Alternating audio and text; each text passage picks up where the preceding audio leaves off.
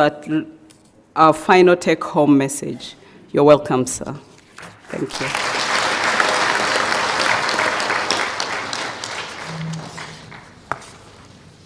Mwiriwe.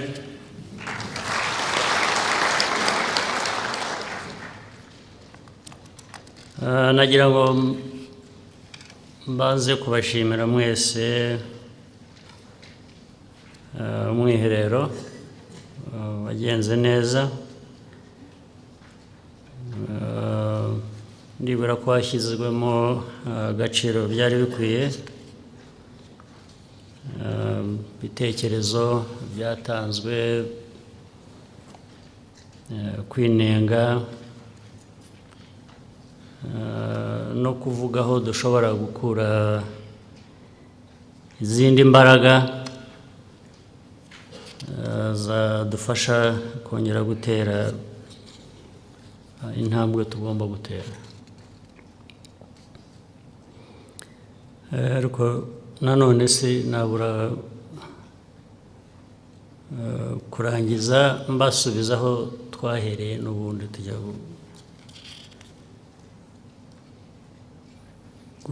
gutangira uyu mwiherero. Icyo mbikorera ni ukugira ngo ngere kubaza namwe uko mubyumva, uko mwiyumva, kubera ko nyine umwiherero ni uwa 14 ubu turangije. Iyo ushobora kumara imyaka 14 buri mwaka usubiramo ibintu bimwe winenga, unuvuga ngo ntabwo biva mu nzira cyangwa se ntabwo biva mu nzira bihagije, ntabwo bikosorwa cyangwa ntibikosorwa bihagije.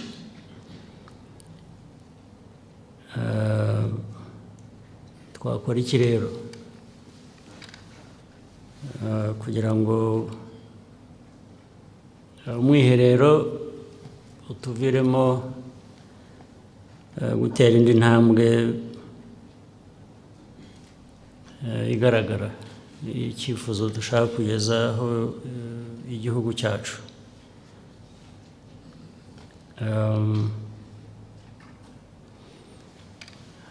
Ibyo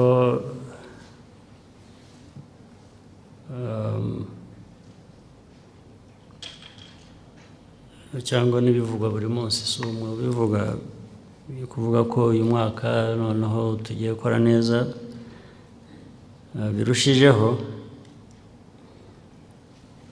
byo rwose ndumva ko bishingiye ku bushake, niho hari n'icyo cyizere abantu baba bafite, cyangwa gusezeranya ko ibintu bigiye kurushaho kuba neza. Ariko nk'uko mubizi nanone n'ibindi byose twagiye twiga hano, abantu bagiye batubwira n'ibyo bamaze iminsi batubwira, erega buri ibintu dukora hano bijyanye n'amajyambere, bijyanye n'umutekano, bijyanye n'ibindi bishingira aho ngaho. Hari mu buzima hari ibintu ushobora kubeshya abantu ntibazamenye ukuri kwabyo, ukabeshya abantu bakakwemerera bikaba bityo ukarusimbuka. Ariko inshingano yacu, imirimo yacu, ntabwo ushobora kubeshya ngo ubure gufatwa.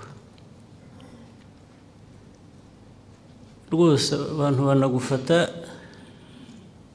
mutirutse. Ko mvuga ko ntawe ushobora kubeshya, amaherezo ufatwa n'iki?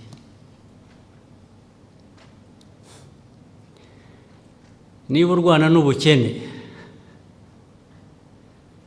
kugira ngo urandure ubukene,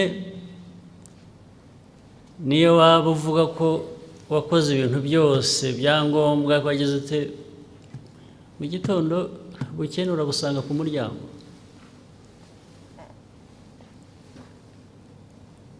Niba ubukene dufungura imiryango twasohoka tukabubona, icyo waba warabeshye wibwira ngo ntikizaguhama, uvuga ko warwanyije ubukene ndetse waburanduye mu gihugu, urabusanga. Ni ukuvuga ngo iyo ni evidence, ni ubuhamya bukubwira ngo oya urabeshya ntacyo wakoze. Ko iyo uba waragikoze ntabwo ubukene tuba tubusanze hano. N'umutekano ntabwo ushobora kugenda n'aba ba ambassadors baduhagarariye, niyo wagenda amahanga yose aho muri mubeshya ko mu Rwanda ibintu byose umutekano ni 100%, mudushyire ndetse ku rutonde mudushyire imbere. Iyo baje abo bantu ubwira umutekano barawubona cyangwa ntibawubona. Icyo baba warabeshye Japan, China, Europe, America, uvuga ko mu Rwanda ari nyabagendwa, 100% umutekano, abantu bameze neza, kuko ushaka kubabwira ko ibyo bagomba gukora byose babikoze kandi ibyo washaka kugeraho wabigezeho, bazaza bagufate, bazaza babisange. Niba bidahari, niba umutekano udahari, uragaragara. Ntabwo ujya gushakisha kundi, birahari birakwiyereka. Abantu barakubwira bati ahangaha ntawe usohoka nijoro, iyo usohotse bakata ikona ujya gusura umuvandimwe, amahirwe yawe yo kugaruka ni 50%. Iyo hatari umutekano, kandi akenshi bikaba baza bakahasanga amakuru nk'ayo ngo umuntu yaragendaga ageze hariya ntiyagaruka, undi yaragiye ageze hariya ntiyagaruka, baramurasa, bamutera icyuma, bamusanze mu nzu baramwica. Ibyo ntushobora kubihisha, ntabwo bihisha, ntibikunda. Ni ukuvuga rero ngo ibyo dukora tuvuga ngo icyo dushaka kugeraho ni iki, ari icyo ukora, ari ukugikora. Iyo ukora nabi twaba turahama amanama ukaba wabeshye uti ibintu byose turabikora, baravuga iki ariko ibintu bimeze okay, ubundi bujya impaka nawe ndakwihorera. Ariko mu gitondo ukuri gushyira hanze, gushyira hanze. Umutekano twagomba kubaka tutarawubatse uko byagombaga, biradushyira hanze, ntaho bihisha, ntushobora kubihisha.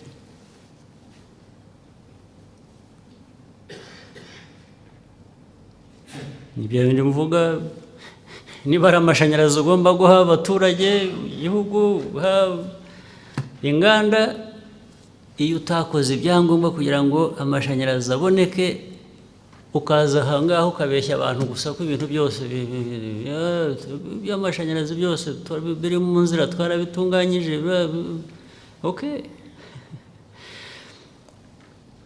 uwo munsi urawurenza ku kinyoma, ariko ukurikira urafatwa kuko amashanyarazi ntayahari.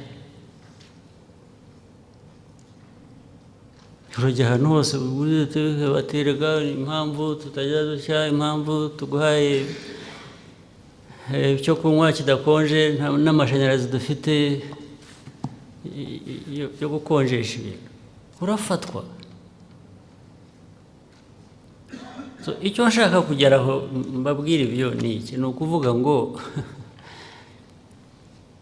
no mu buzima busanzwe butari na hano twahuriye tuba tujya inama abantu batubwira urutonde rw'ibintu bikorwa. No mu buzima busanzwe niba wibwira ko uri muri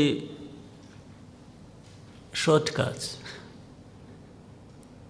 uri mu nzira z'ubusamo cyangwa ugira utyo ubeshya utinda rusimbuka, urarusimbuka rimwe ubwa kabiri urafatwa. Niba Minister of Health yaratanze amafaranga cyangwa yarahawe amafaranga ngo bubake hospital, abantu bakayakira, ntabwo uzabeshya ngo hospital warawuyubatse idahari. Igomba kuba ihari, abantu bazaza bayirebe cyangwa basanga idahari, ubwo bavuge ngo ariko ya mafaranga yagiye he? Kandi ko mwatubwiye ko mwakoraga ibyangombwa byose, cyangwa mwigishije abantu, abaganga abandi bazakora muri iryo vuriro, wajyamo ugasanga ivuriro n'inyubako iri aho ngaho ntabarivuriramo, ni ukuvuga ngo n'abarwayi ntabwo barigana kuko ntacyo bazasangayo. Ibyo wabihisha ute?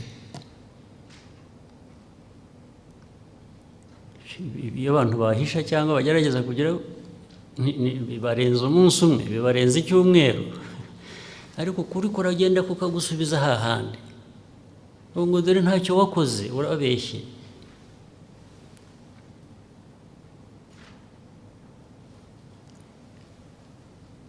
Ikindi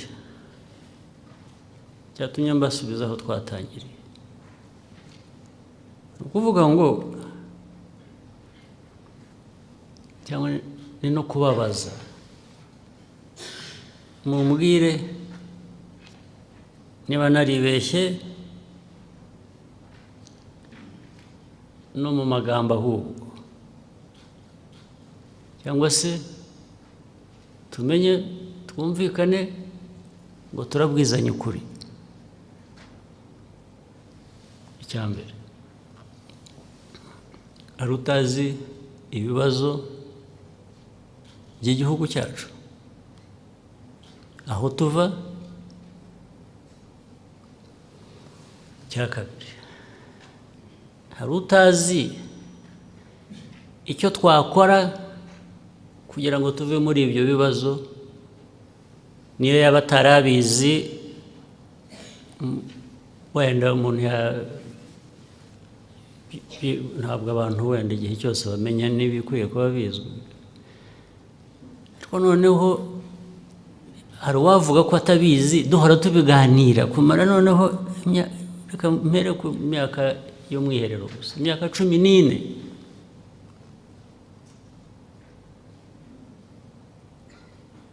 Niyo waba utamaze 14 yose, umazemo 8 nk'iyo Louise yatubwiye, imyaka 8 bagusubiramo ikintu wari ukwiye kuba ucyumva, keretse umuntu afite ikindi kibazo. Ikindi, ese turanumvikana iyo tunavuze ngo ariko u Rwanda nubwo dufite ibibazo, ubwo duhora tuganira uko bikwiye gukemuka mu buryo rusange cyangwa ku buryo bw'umwihariko runaka, ariko u Rwanda, ariko se tunafite na ambition navugaga, turayisangiye, turayemera, cyangwa nacyo ni ikintu tuvuga gusa kugira ngo twumvikane neza muri ako kanya, duhite abantu bikorera. Do we believe in that ambition? Ambition turayisangiye. Ambition ivuga ngo nubwo u Rwanda twagowe, ariko ntabwo ari uko dukwiye kuba tumeze, ntabwo dukwiye kuba dufite abana barwaye bwaki, ntabwo dukwiye kuba dufite abaturage badafite icyo kurya gihagije, ntabwo tuba dukwiye kuba dufite abaturage, abayobozi baberaho kubongeraho ibibazo ku byo bari bafite, ahubwo barabikemura. ntabwo dukwiye kuba dufite abaturage batamenye niba buri buke.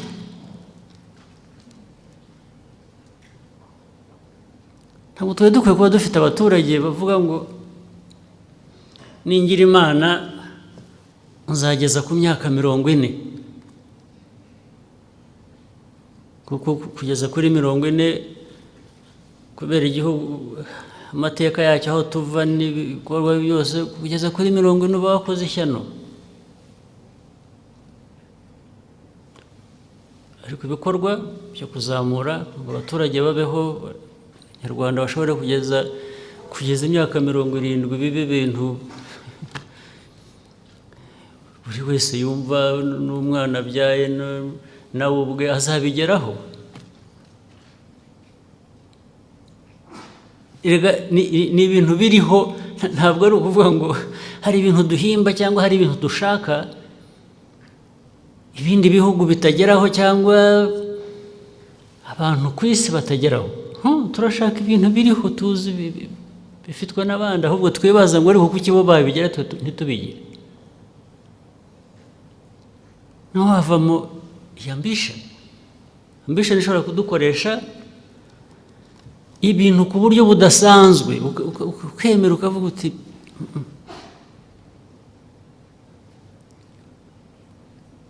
ku buryo bimwe, ariko ni n'uburyo busanzwe. Nubwo twabyita uburyo budasanzwe, hari ibindi twongeraho kugira ngo, kuko ibisanzwe ni iki? Ibisanzwe ni ukuvuga ngo niba wabonye aya mafaranga angana atya ugiye kwiyubakisha ivuriro, kuki byaba igitangaza ngo bayagejejeyo? Kuki ari igitangaza kumva ngo umuyobozi amafaranga yabonye yo kubaka ivuriro, ngo ariko uzi ko ntayo yafasheho yagiye akayagezayo, ivuriro rikubakwa. Ibyo nabyo tukabigira igitangaza, tukavuga ngo twakoze ibidasanzwe kubera ko wagejeje amafaranga ku baturage kujya gukemura ibibazo byabo udafasheho igice ngo ukigire icyawe, tukagushimiraga, tukagukomera mu mashyi, tukagushimira ngo uzi ko yagejeje aya mafaranga atayariye, ngo ni umuntu mwiza. Ibyo nta gitangaza kirimo. Ariko noneho nabyo ndashaka ngo wenda tubishyire no mu gukora mu buryo budasanzwe, kuko tuzi ko n'ahandi ku isi nyine hariho abatajya bayagezayo nyine, wenda bikaba ibyo gusumbanya gusa ayo wakuyeho. Umunyarwanda ngo atwara 15%, wagera ku wundi baturanye ngo bo batwara 25% yayo yagombaga gutwara, wagera ahandi ku muturanye avuga ngo ko we ntayagezayo, nta na busa. Noneho kubera ko twabaruse, ubwo twakoze igitangaza, reka noneho nemere wenda ngo icyo gitangaza nacyo nimureke tugikora. Ariko icyo kuvuga ngo umuturanyi we uko bakora, iyo bamuhaye amafaranga angana atya yo kujya kubaka ivuriro, ariko muzi ko atagerayo. Rwose nimureke duheraho tuvuge ngo ariko nimureke dukore ibitangaza twebwe two kuba nk'abaturanyi, twe tuyagezeyo. Ndashaka kubishyira in a simple language, ivuga ngo ibintu bimwe twisaba tuvuga hano dukwiye kuba dukora, usibye kubona ayo mafaranga kugira ngo uyabone ubwabyo, hari akazi nyine kagomba gukorwa, ariko kuyagezayo kubaka ivuriro, niba ahandi bitagerayo, twe nimureke tubigezeyo. Niho mvugira ko ntasaba ikintu kidasanzwe, nta muntu nasabye gukora ikidashoboka. Ntabwo abantu bakora ibidashoboka. Ibyo mu Kinyarwanda bita gutumika. umuntu aravuga ngo naragutumye ariko ubutumwa wabungerejeyo kugezayo ubutumwa gutumika nabyo byatubera ikibazo. Kuki gutumika byatubera ikibazo? Gutumika ku baturage, gutumika ku majyambere y'igihugu cyacu, kuki turananirwa gutumika?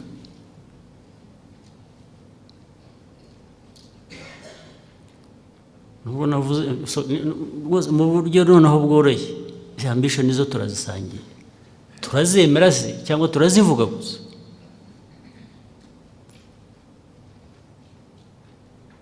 Hari ibindi noneho wenda biremereye,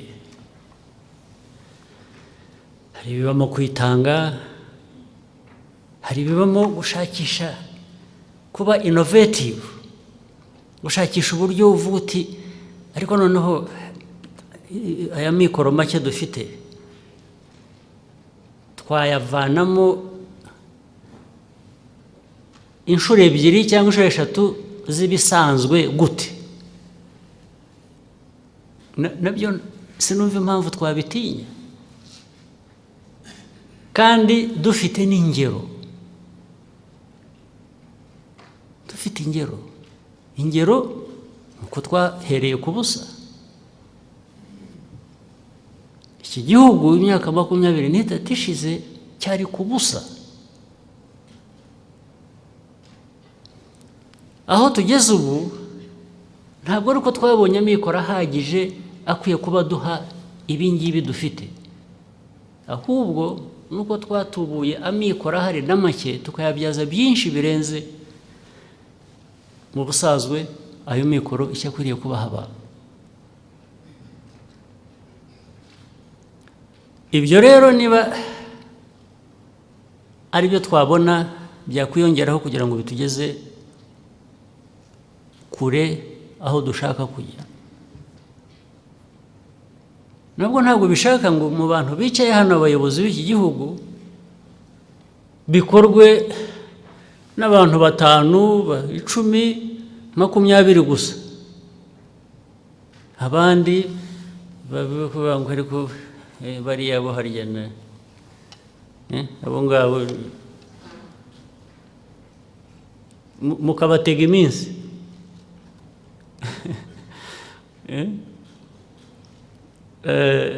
Hari panel ejo bundi yari iri hano y'abankusi n'abandi, hari urwenya rwari ruri mu bantu bavuga ngo bariya baratumarishije, bariya nabo ni bariya ni ba nyirabayazana, bariya bagiye kumarisha abantu, baravuga ku buryo ahubwo bararondoye, baravuga ibintu turabizi kandi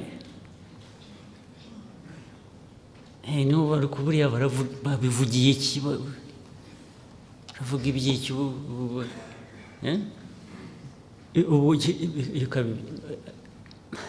nicyo mvugira ngo ntabwo bikwiye kuba iby'aba bantu 5 bari kuri pano cyangwa abandi 5 bari basigaye hano mu bicaye hano. Kuki bitaba ibyacu twese? Kuki bitaba iby'umubare munini hanyuma bakeya bari aho bagomba kuba bafashwa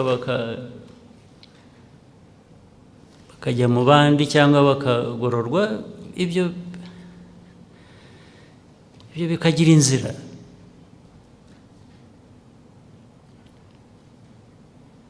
Ibyo kugira intego ihanitse, tuzi n'ibibazo dufite ariko tugahanika intego tukayishyira hejuru ku rwego rwo hejuru, ubundi niko bikwiye,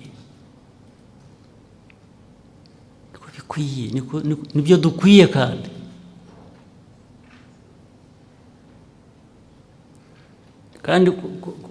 nabikora ntawe bikwiye kuba bitera isoni. Rero ntawe bikwiye gutera isoni ngo kuko nimusubira inyuma mu mateka yacu n'ay'abandi turasangiye n'abandi banyafurika. Ibyo Louise yahoze avuga ni ikintu biri ku isi hose. Rwose ikibazo kimwe cya mbere kinini ni icyacu twebwe, kwemerera abantu kudushyira ahantu hatari heza, hatariho dukwiye, hatariho dushaka, tukabyemera. Wagira utya wajya no kuvuga uti uri kugenda ashaka iki, we wikabya. Abanyarwanda, Abanyafurika ni hariya niho hanyu. Bakakubwira uti ariko nimureke ducuruze neza, tuzi iwanyu, muduhe ibyo tudafite, hanyuma namwe muza tubahe ibyo mudafite, twese dukore imari, dukore amafaranga. Bariya bakakubwira ngo oya, wowe twagushyiriyeho ikigega kizajya kigufasha tukakugaburira, ibi bindi byihorere, ntabwo ari ibyawe. Bashyizeho ibigega, ibihugu byose byo mu Burayi n'Amerika na hehe bashyizeho ikigega, bashyizeho ibigega bizana ibyo kurya bigufasha, barangiza bagatwara inshuro 100 worth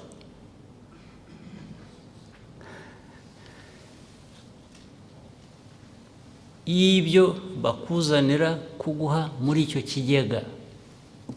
Bagomba kugushyiraho ukaba ariho uguma, kandi ntabwo uwo nguwo ujya wari we ngaya rwose, bariya ntabwo mbagaya. Ahubwo ugiye ikibazo cyanjye mfite, twaganyira nde ari twe tubyemera? Twe tubyemera. Muribuka ntabwo ari kera cyane abantu batubarira ngo baraduha imfashanyo aid, bakabara n'amafaranga bakubwira ngo tugiye kuguha miliyoni 50 uyu mwaka cyangwa mu myaka 2. Wowe ukibwira ngo bagiye kuguha amafaranga koko. Barangiza ngo no, icyo twavugaga ni umuceri. Umuceri twakuzaniraga na buto, ni buto, amavuta. Amavuta twavugaga kukuzanira amavuta n'umuceri bivuye iwacu. Twari twabibaze mu mafaranga gusa, nicyo twavugaga. Twabwira uti se umuceri se ngiye nshaka guhinga hano cyangwa mpinga hano, ngo ibyo biveho wowe, ugomba kurya umuceri uvuye iwacu. Erega ya bindi mwatubwiraga za PhDs muri Uganda yatubwiraga na masters n'iki, bagakoma mu mashyi mu mibare yabo, mu economics bize, mu physics, mu biki. Uzi ko ariko ari byo ugomba gufata umuceri aho gufata amafaranga. Same people. We twebwe the leaders. Ariko niba mubibuka byarabaye hano mu gihugu cyacu, shize imyaka murayizi, turababwira ngo ntabwo muri ngo kandi baranatubwiraga batyo. Ibyo mvuga ntabwo ari ibanga, ni ibyavugirwaga hagaragara. Bakubwira ngo kandi wowe nutitonda ukomeza kuvuga ibyo bintu byo gushaka amafaranga udashaka ibyo kurya, hari urundi rutonde twari twagushyizeho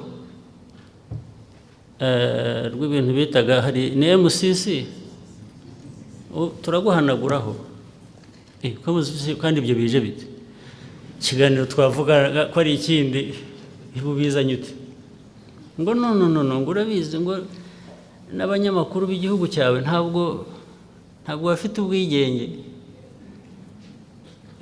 nk'uvuga ngo nubyemera turaceceka nutabyemera biragutera ikibazo wabujije amakuru kwisanzura ngo bavuge amakuru uko bashatse press freedom ntayihari ariko ubwo ikibazo kikaba ko wanze umuceri wabo niko bimeze kugira ngo ntabyo tuguha turakuvana ku rutonde ugomba kwemera umuceri naho umuceri se cyo bivuze ni iki ni ukuvuga ngo bo abiwabo barahinga amasoko akababana make bahinze byinshi so bagafata muri budget yabo bakagura wa muceri w'abaturage babo nk'aho bagiye ku isoko urabyumva barangiza bagashyira ku bwato bo bahunika ku bwato ubwato bukajya ku mazi bukaguma bugeze buke butegereje gushyira Kagame wa muceri umuturage we yinjije amafaranga yarasaruye ntabwo yagombye gutegereza ko ajya ku isoko bafata amafaranga baramugurira we abika amafaranga batukomeza uhinge gusa noneho bagafata wa muceri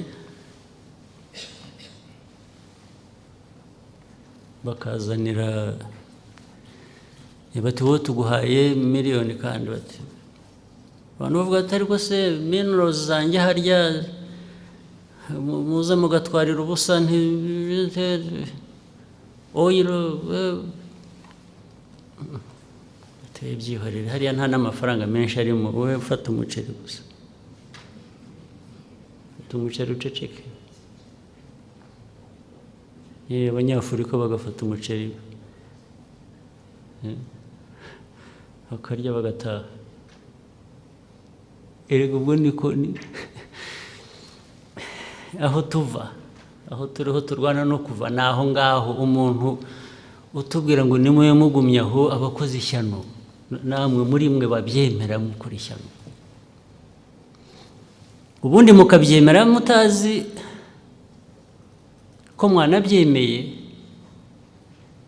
by not doing what we agreed here to do that would actually get us out of that place. Iyo tudafite ambition iyo tutayikorera icyo uvuga no kuguma aho ngaho ibyo mvuga murabizi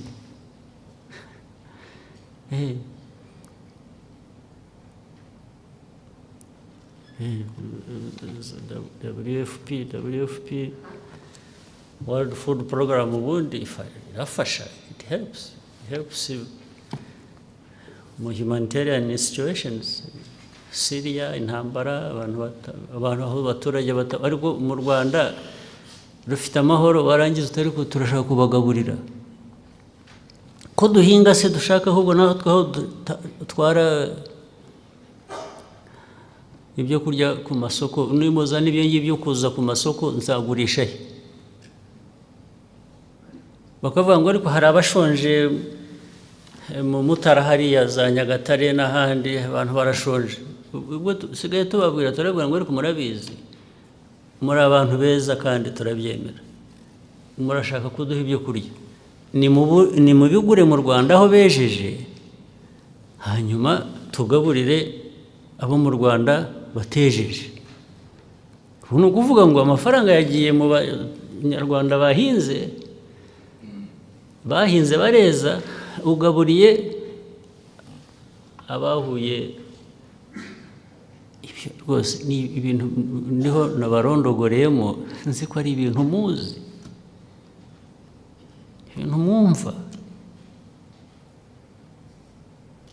ariko kuki mwabyemera kandi mubyemezwa ababyemera babyemezwa nuko badashaka gukurikiza ibyo tuba tuganira nuko abantu bakwiriye kuba bakora cyangwa se bakora batya nabwo kubera ko baba bareba inyungu zabo ku giti cyabo gusa, ntabwo bareba inyungu z'igihugu, z'abanyarwanda muri rusange. Ibyo byahora rero ari amasomo twirirwa tugira dute kandi tubizi. Umuntu kuza kukubwira icyo uza akayirwa kigusubiriramo ukizi, haba hari ikibazo nyine, ikibazo tugomba gukemura. Amikoro dufite ibi ngibi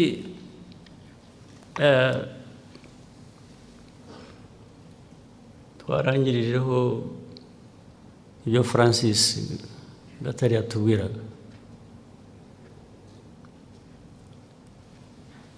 Reka tubihe igihe gitoya turebe tumenye ukuri kwabyo kuzuye, ariko already twerekaga ni indication, ni ikimenyetso cy'ibishobora kuba bihari. Reka mpereye aho ngaho, wenda ntibihari ariko ubwo nabyo ni inzira nziza, kuko tuzageraho tumenya ngo ariko tureke no kwibeshya cyangwa ngo tuzategereze twibwire ko hari ibintu bizaza bikaturamira nta n'ibihari. Iyi ni process yo kuduha igisubizo, kuko tubwira ngo nimwibagirwe mureke kwibwira ko hari amikoro mufite yandi ahazaturuka nta bihari, cyangwa se birahari. Ngibi ibyo bahoze batwereka by'ubukungu bundi bw'igihugu tugombye gutwara imyaka ntabwo nzi yari yo kugeza ubu, nta n'abantu bigeze bashakisha no kumenya ukuri kwabyo. Najyaga mbaza abakoraga muri aya mabuye y'agaciro kuva na kera, harya byitwaga ibihe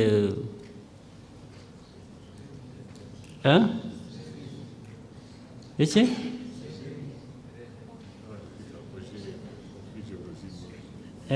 ikitwa mu magambo magufi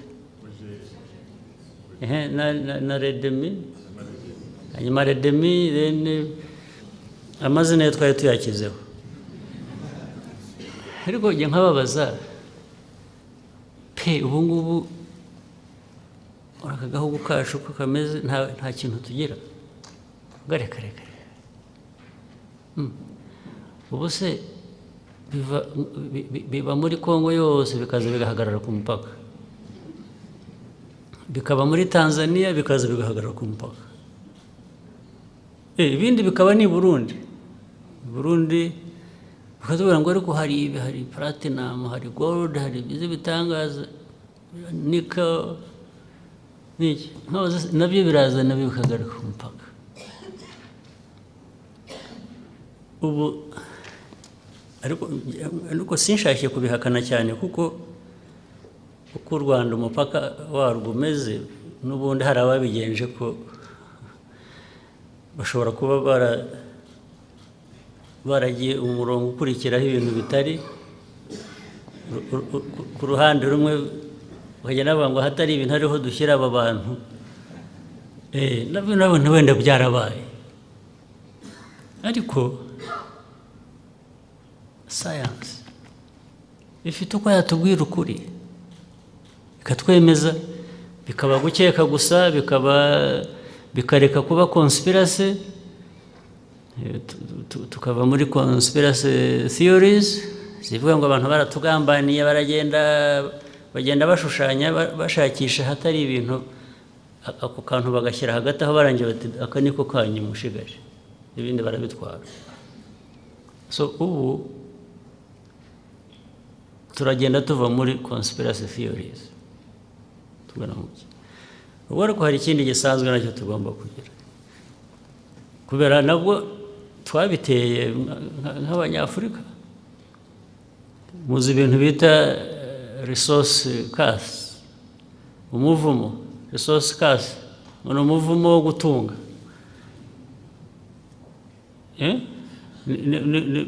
Crude translation ni nk'ibyo, umuvumo wo kuba ifite umutungo. Icyo bivuze ni ukuvuga ngo abantu bagize umutungo barangije icyabaviriyemo ni amakuba gusa, barangiza bakavuga ibihugu byose bakabivuga. ntabwo nibwira ko igitumye tutari kuri urwo rutonde rwa resource case ari uko tudafite resources.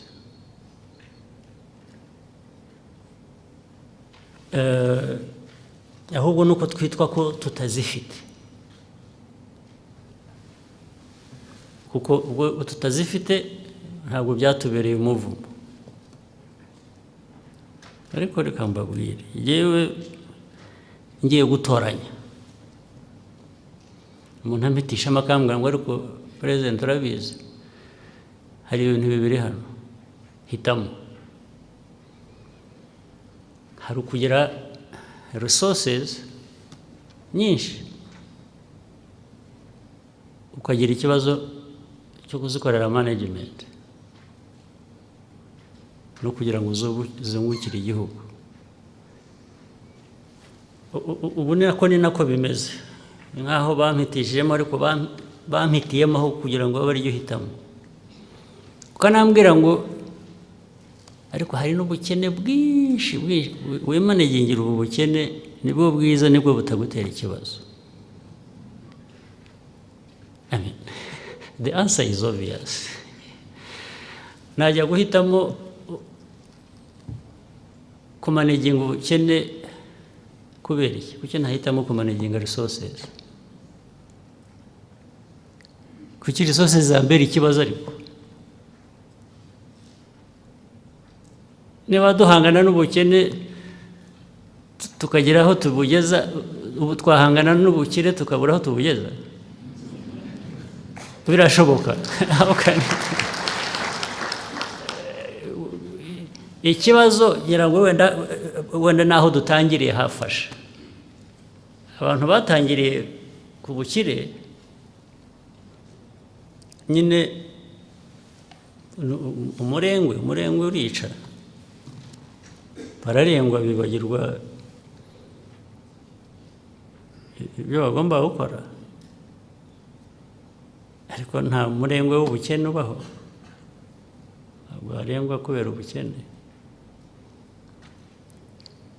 Wenda twebwe rero aho twahereye twagize umuco wo kutarengwa, nitunabona na resources ntabwo zatubera ikibazo, ntabwo zatubera ikibazo.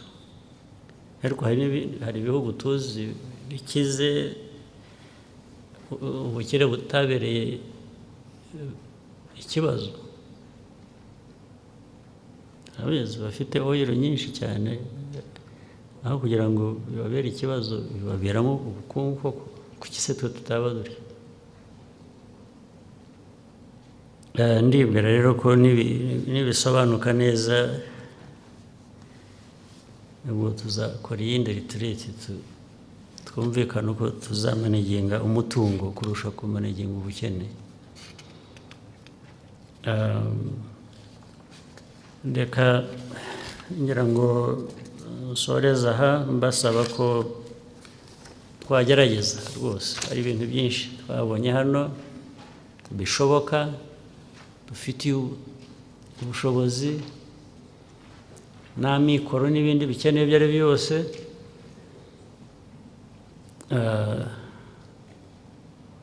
Ahubwo tudakora biterwa gusa n'imico n'imyifatire. Ubu tuzagira ikibazo cy'uko twifata cy'imico, kuvugana n'umuntu ngo mukore ikintu kivemo umusaruro kandi twese tugereho, icyo kikaba ikibazo.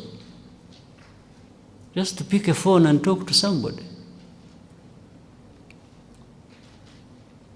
Gutwara ikintu wagize Imana ufite, kugitwara ukakigezaho gikwiriye kuba kikaba ikibazo.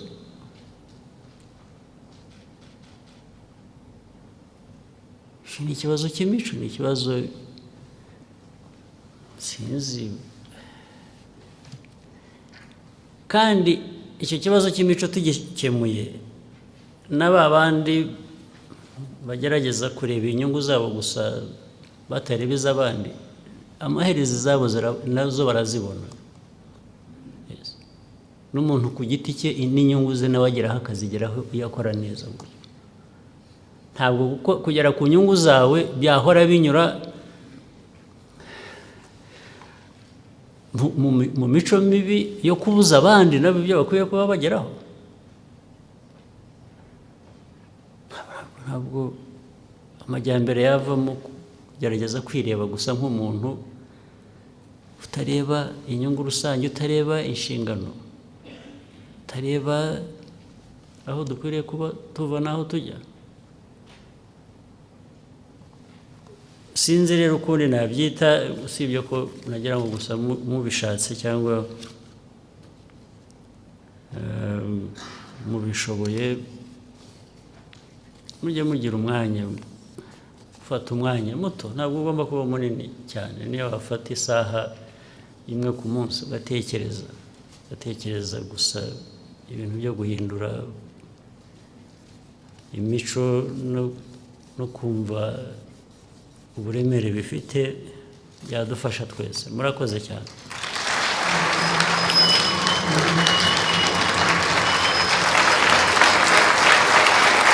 Murakoze cyane.